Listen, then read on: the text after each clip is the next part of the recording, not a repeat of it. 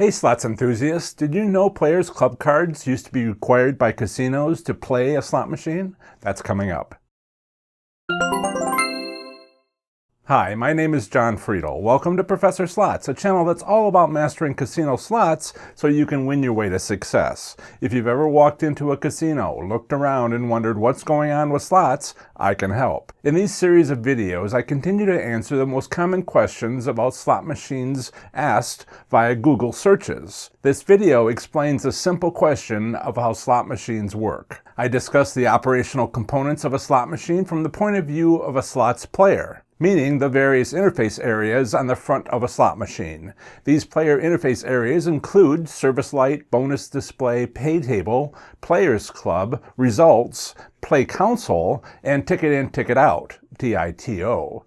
Not discussed are additional relatively minor interface areas. These features include audio speakers, audio volume control, which is optional, display lights, lever arm, and a hearing aid jack to accommodate those with a hearing disability. A slot machine service light is generally located at the very top of a slot machine to be easily visible to casino employees. Because of this uppermost location, it's also known as the candle within slots terminology. Slots players can switch on the service light by activating the service button on the player console, or it will enable by itself if the player wins a hand pay jackpot or the slot machine develops a service fault. Faults might include a lack of paper, a full cash-in condition, mechanical or electronic tampering, or an internal electronic failure such as a CPU overheating, etc. Modern casinos have a slot attendant call dispatcher communication system using a headset and microphone.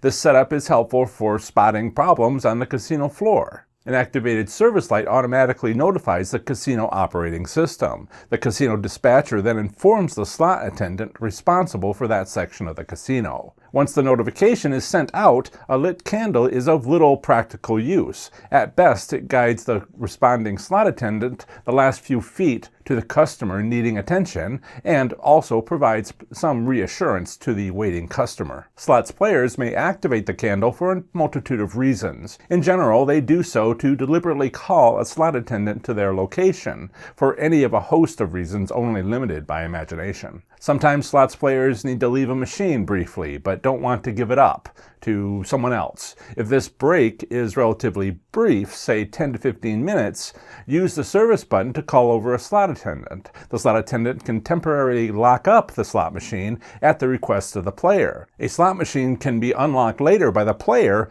via insertion of only their player's club card, or after 10 to 15 minutes when the temporary lockout automatically expires. For the specific length of lockout times, ask any slot attendant at your casino. If a specific slot machine has a bonus round available, then it will often have a secondary display area. Video slots may use the same primary display area but abruptly display the bonus round game theme instead. However, video slots most often have a secondary display screen available for bonus rounds. The bonus display area is optional and dependent upon the specific slot machine model. The location of this bonus display varies, but usually it's high up on the slot machine. Casinos offset their losses by offering slot machines with bonus round displays visible from a distance. Frankly, wins on these highly visible and usually loud bonus displays can be seen and heard by many. This obvious win encourages other casino patrons to play slot machines. The pay table area lists information on the jackpot amounts for specific reel combinations.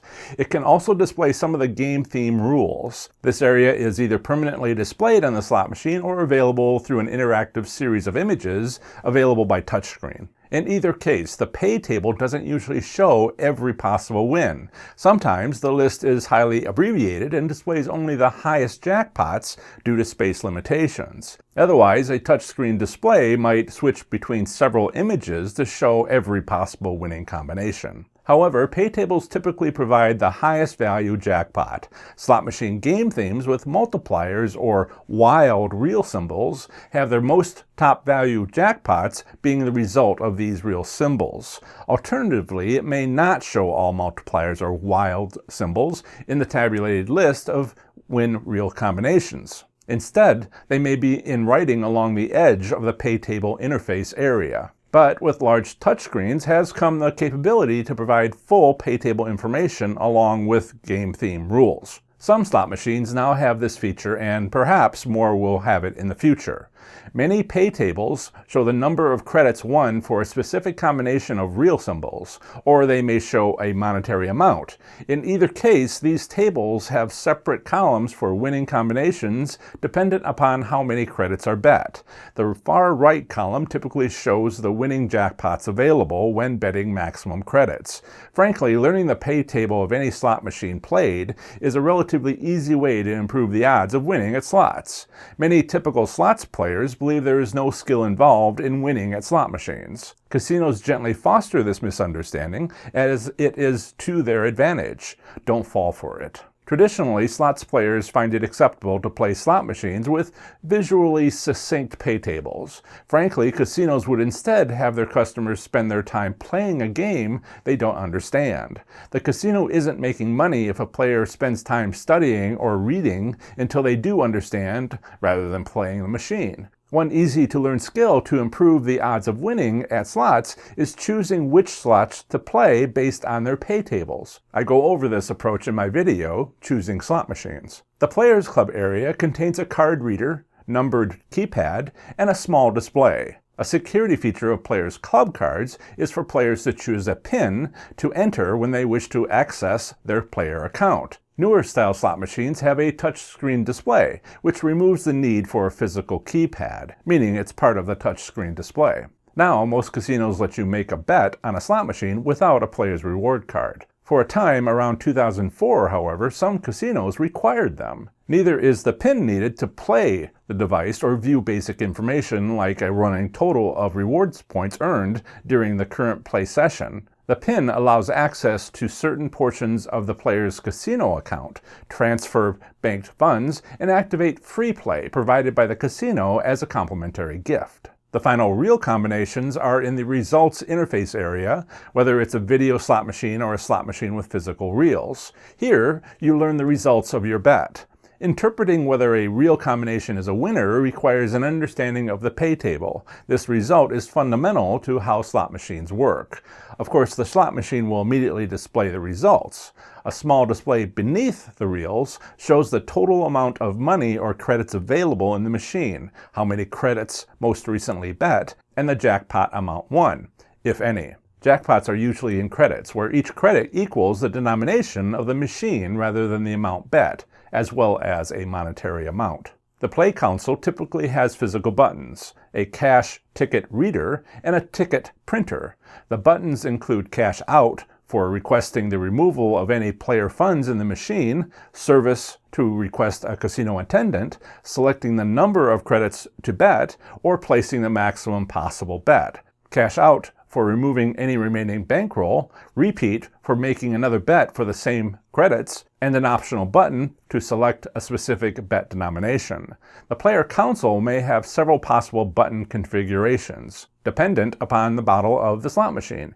Given how often game themes are switched to maintain the interest of players over time, it is common for player consoles to be standardized over many machines within a casino. Also, it is becoming common for consoles to have embedded displays visible through their semi-transparent button covers. This array of small screens are linked together to show visually stunning composite images displayed across the entire array of buttons. By the turn of the century, casinos stopped using coins for the sake of convenience of both the casino and customers.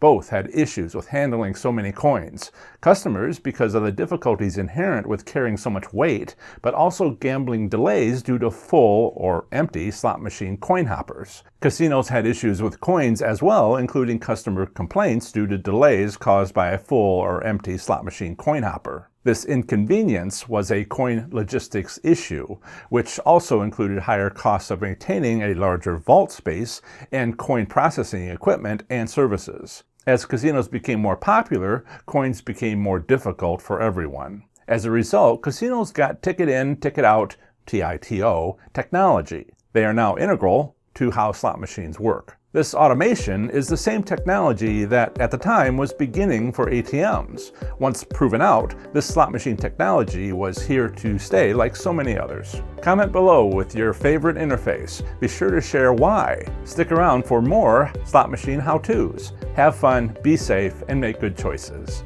Bye.